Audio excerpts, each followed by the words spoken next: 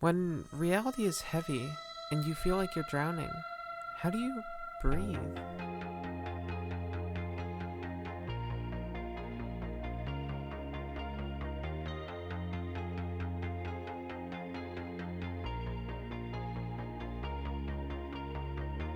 When you talk about escapism, it sounds really dramatic, like you're running from the weight of the universe, though in practice, it's so much more ordinary. Reading a book, binge watching an anime, or even sleeping can count as a form of escapism. Escapism is a spectrum, like gender or being an idiot. One side is a coping mechanism, a short intentional break that helps you ground yourself and reset, and the other side is avoidance, where you run from reality. It's not necessarily a bad thing, but it becomes an issue when it's more of a reliance than a break. VRChat has countless subcultures and niches of people. It's kind of hard to get tired of the game. There's tons of amazing ways that people have created an outlet for themselves, each one being its own little escape. Together, they show why people choose to keep coming back to the game. VRChat gives you a kind of freedom of identity that you're not really able to obtain in real life. Avatars let you experiment and express yourself however you want. And it's not even necessarily about gender. It can be about your style, your personality, or even something simple like being a furry or your own favorite video game character. It's extremely validating, or just plain fun, to be able to choose how people see you, for which a lot of people isn't something they have the option to do offline. Identity is really only half the story though.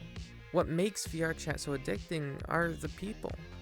It's honestly an endless place to hang out, and as toxic and gross as some of the people on this game can be, I can't count on my hands the amount of times I've met someone who's just the coolest person to be around.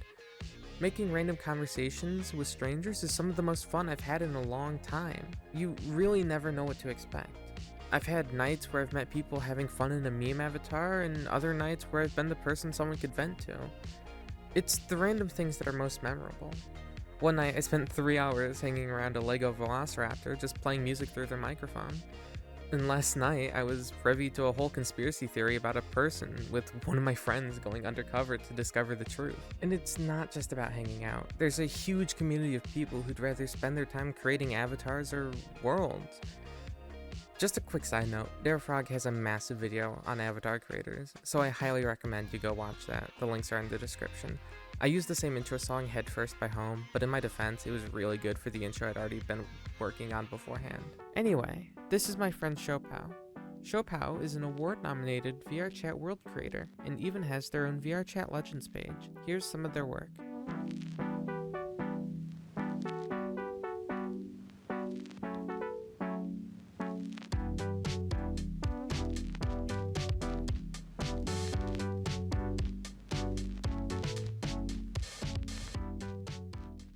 The thing is, games like VRChat aren't just about escaping, but also becoming.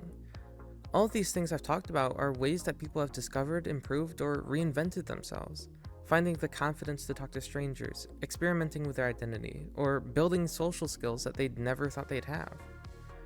VRChat has pushed people to grow in ways that real life doesn't always allow, myself included.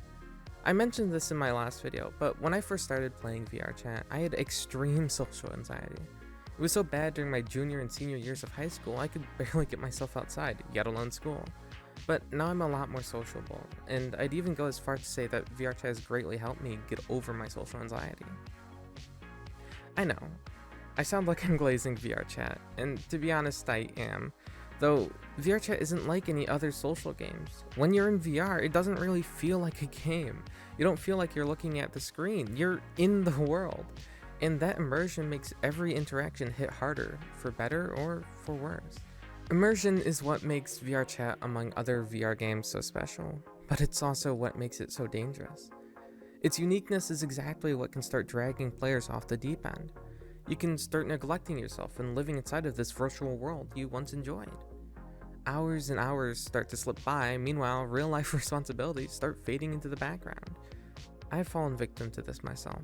There were times over the last 2 years where VRChat had become my main escape. I'm glad to say I have a healthier relationship with the game now, though at one point, Steam showed me I had over 250 hours in the last 2 weeks. And to be fair, a lot of that time was just me sleeping. And I wouldn't call sleeping in VR a bad thing. I have pretty bad insomnia, so being able to be in a peaceful place just makes it easier for me to fall asleep. But for many people, it's the opposite. They spend so much time in VR that any sense of a normal sleep schedule gets destroyed. Late nights stretch way too far into the morning, and now the time you're supposed to be sleeping is gone. Meanwhile, your real life responsibilities are still waiting for you. And when someone is tired like that, the virtual world of relationships becomes easier to retreat to.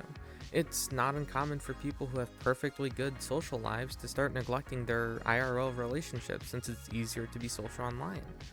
It's not like online friendships aren't real. They absolutely are. It's the fact that if your only source of social interaction is online, it can get harder and harder to socialize in real life, or even face it. I started VRChat because I was socially anxious, and I know there's a lot of other people who did it too. Though you need to use the game as a way to fight back against the anxiety, as opposed to using it to distract or avoid all stress. As great as avoiding all stress would be, it's not just the relationships you rely on, it's who you've built yourself as. Again, in VRChat you can look and act however you want, and that freedom is truly amazing.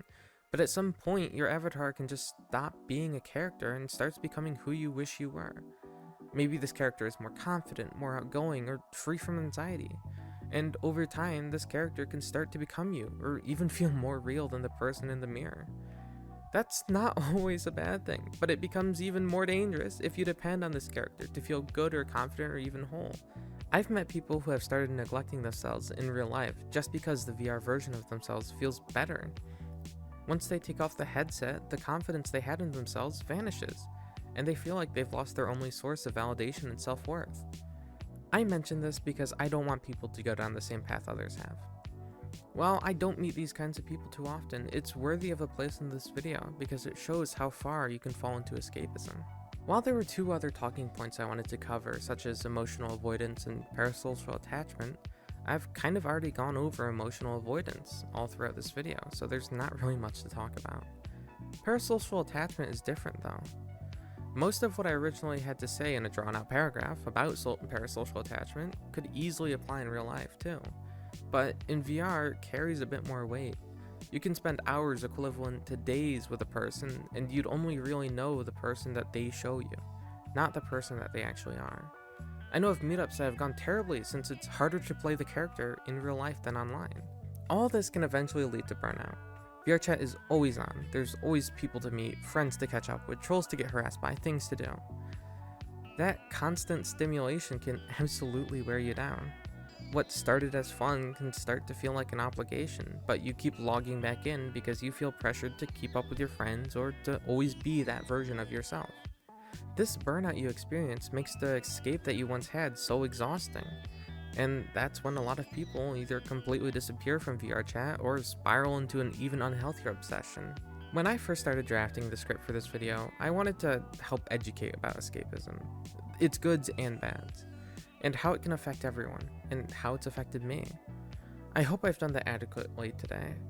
There's so many positives of this game that I really enjoy and absolutely recommend to people, but I don't want to mislead.